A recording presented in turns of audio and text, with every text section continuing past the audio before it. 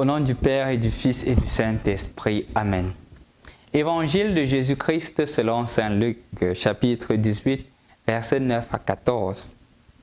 Jésus dit une parabole pour certaines personnes qui étaient convaincues d'être justes et qui méprisaient tous les autres. Deux hommes montèrent au temple pour prier. L'un était pharisien et l'autre publicain. Le pharisien se tenait là et priait en lui-même. « Mon Dieu, je te rends grâce parce que je ne suis pas comme tous les autres hommes, voleurs, injustes, adultères ou encore comme ce publicain. Je jeûne 2 fois par semaine et je verse le 10e de tout ce que je gagne. » Le publicain, lui, se tenait à distance et n'osait pas lever les yeux vers le ciel. Mais il se frappait la poitrine en disant « Mon Dieu, prends pitié du pécheur que je suis. » Quand ce dernier rentra chez lui, c'est lui, je vous le déclare, qui était devenu juste, et non pas l'autre. Qui se lève sera abaissé, et qui s'abaisse sera élevé. Bonjour chers frères et sœurs dans le Christ.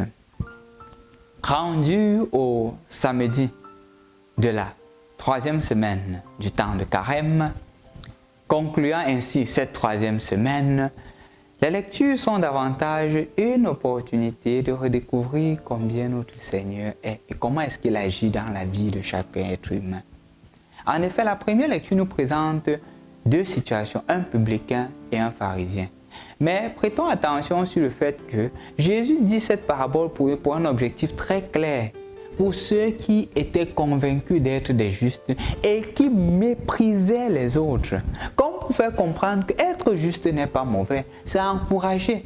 Mais comment est-ce que je suis juste? Je suis juste au point de piétiner l'autre ou au point de l'élever? C'est toute la question. Jusqu'où va ma justice? Chers frères et sœurs dans le Christ, je voudrais donc que nous méditions aujourd'hui sur notre cheminement de carême et sur notre cheminement de sainteté. Parce qu'il arrive bien souvent que nous commencions un bon cheminement de sainteté, un bon cheminement de carême. Mais à un certain moment, on constate que nous prions beaucoup, nous jeûnons, nous faisons le monde et on se met à critiquer ceux-là qui sont là, ils font aussi le carême comme nous, mais ils ne changent pas.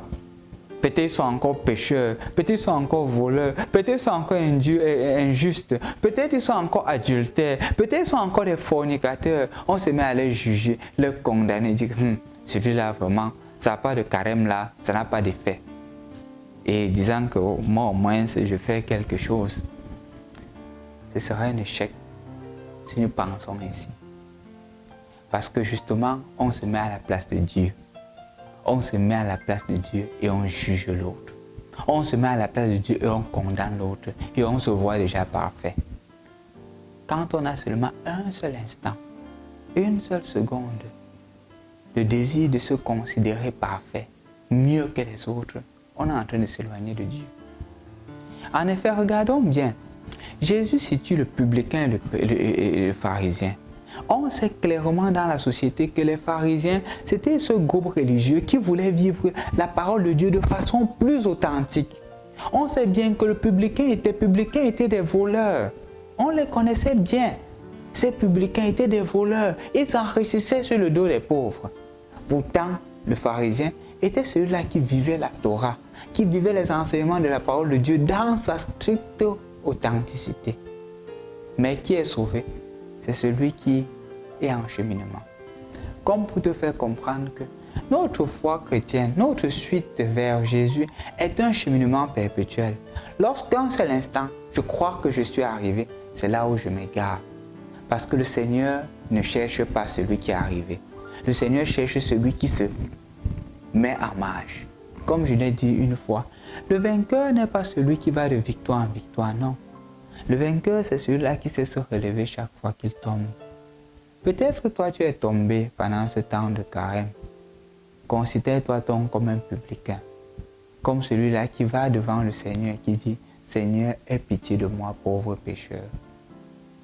Vas-y, si tu le fais, le Seigneur va davantage te bénir. Le danger serait de croire que le Seigneur ne peut plus rien faire dans ta vie, que le Seigneur ne peut plus te changer parce que tu es tombé plusieurs fois. Non. La conversion vient de Dieu. La sainteté vient de Dieu. Quand on croit dans l'instant que le Seigneur ne peut plus rien faire parce que mes péchés sont trop graves, on s'éloigne de Dieu. Il n'y a plus de chemin de salut. D'un autre côté, lorsqu'on avance et on croit déjà qu'on est suffisamment parfait et qu'on se donne la prétention de juger l'autre, on croit qu'on a déjà atteint une stabilité spirituelle, on s'éloigne de Dieu. Parce qu'on croit qu'on arrive par ses propres forces, au point de dire que je ne suis pas comme les autres. Ce que je t'invite aujourd'hui à faire, mon frère, ma soeur, c'est de taper la poitrine. Quand tu vois ton frère pécher, dis, prends pitié de moi, Seigneur. Et toi, quand tu tombes, tu dis encore, prends pitié de moi, Seigneur. Et là, de plus en plus, tu grandiras dans la sainteté. De plus en plus, tu seras parfait, comme notre Père Céleste est parfait. Et la résurrection du Christ sera aussi la tienne. Au nom du Père et du Fils et du Saint-Esprit. Amen.